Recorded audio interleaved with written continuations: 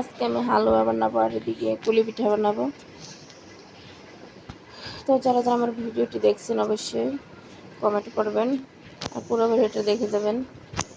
তো আমি সব কিছু রেডি করে নিচ্ছি, দিকে নারকেল দিয়ে চিনি দিয়ে মাখাই নিতেছি, আর এদিকে কাজু বাদাম পেস্তা বাদাম, তো এগুলো রেডি করে নিলাম। আর এদিকে ডালটা দিলাম, তারপরে ঘি দিলাম, আর 2টা এলাচ দিচ্ছি দারচিনি দিয়ে। তারপরে তো ভালোভাবে সুজিটা ভেজে নেবো যাতে সুন্দর একটা ফ্লেভার আসে। তারপর একটু ভাজা হয়ে গেলে তারপর আমি দুধটা দিয়ে দেবো। তো আমি দুধটা অনেকক্ষণ ধরে জাল দিতে আসি, এখন আর কি আমি চিনিটার দুধটা দিয়ে দেবো যাতে গলে যায় গরম দুধে, চিনিটাও গলে দেয়। আর এদিকে কাজু বাদাম পেস্তা বাদাম আর কয়েকটা দিয়ে দিলাম, তো দেখতে পারতেছেন। তো দিয়ে আমি ভালোভাবে নাড়তে আসি, আর যাতে লেগে না যায় এই জন্য একবার কমাই দিয়ে তারপরে একবারে নাড়তে হবে আস্তে আস্তে, যাতে একবার শুকনো শুকনো হয়ে যায় একটা। আর এদিকে আমি অন্য চুলায় আমি বসাই দিলাম। তো এদিকে আমার দেখা যায় ডোটা তৈরি হয়ে গেছে, এখন আমি থালে সেট করে নেবো, একবারে শক্ত শক্ত হয়ে গেছে। তো তারপরে দুইটা প্লেট আমি সেট করে নিতেছি, পরে আর কি ঠান্ডা হলে কেটে নেব। আর এদিকে আমি দুধ দিয়ে দিলাম, আর ওই চিনি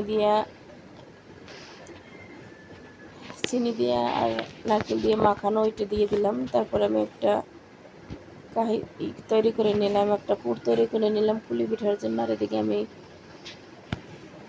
সেদ্ধ করে নিলাম গুঁড়িটা। তো সেদ্ধ করে আমি পাটায় সবসময় বানাই যে কোনো কিছু। তারপরে তো রুটির মতন বেলে বেলে তারপরে তো আমি গ্লাস দিয়ে সবগুলো কেটে নিছি এক এক করে।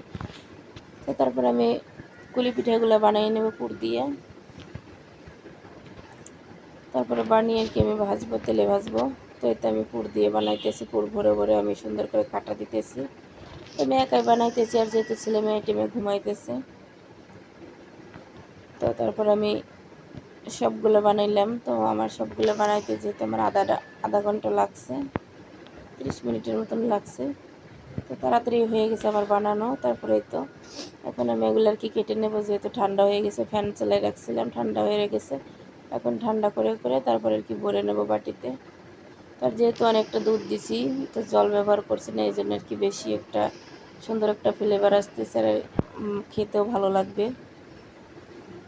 তো আপনারা যদি বানান তাহলে সংক্ষেপে আর কি বানাইতে পারেন, যেহেতু হালুয়া তো বেশি কিছু লাগবে না। আর এদিকে আমি কেটে নিচ্ছি সুন্দর করে, দেখতে পারতেছেন। এখন সবগুলো উঠে নিতেছে, এদিকে আমার ছেলে ভরতেছে বাটিতে। আর আমার কাছে অনেকটা ভালো লাগছিল খেতে। তো অন্য আরেকদিন বানিয়েছিলাম, সেদিন আমার কাছে ভালো লাগছে, আর আজকেও ভালো লাগছে। তো সবগুলো আমি বাটি ভরে নিলাম এক এক করে, আর যেগুলো ছোটো ছোটো ছিল ওগুলো একটু আমি খেয়ে ফেলছি সাথে সাথে। তাই তো বাটিতে ভরে রেখে দিলাম। আর এদিকে আমার পিঠা বানানো হয়ে গেছে, আমার এদিকে গেলাম ভাজতে। তো তেলটা হালকা একটু গরম হয়েছে, তারপর আমি পিঠা দিয়ে দিচ্ছি। আর এগুলো বানাইছি, এগুলো যদিও পুর দিয়ে বানাইছি, তো 4টা বানাইছিলাম। তোমার ভাজা হয়ে গেছে, এক এক করে সব পিঠেগুলো ভেজে নিলাম, দেখতে পারতেছেন অল্প তেলে। তো লোহার কড়াইতে, আর লোহার কড়াইতে বিধায় আমার তেলটা খুবই কম লাগছে। তো অল্প তেলে আমি সবসময় পিঠা ভাজতে পারি, আমার এই কড়াইটা একদম তেল কম খায়। আর পিঠাগুলো অনেক লোভনীয় হয়েছিল, খেতেও ভালো লাগছিল। আর এরকম গরম গরম পিঠা খেতে খুবই ভালো লাগে। আর পিঠেগুলো একদম পুরগুলো ভরে দিয়েছিলাম এই জন্য। তো আমার ভিডিও যদি ভালো লাগে থাকে লাইক কমেন্ট সাবস্ক্রাইব করে পাশে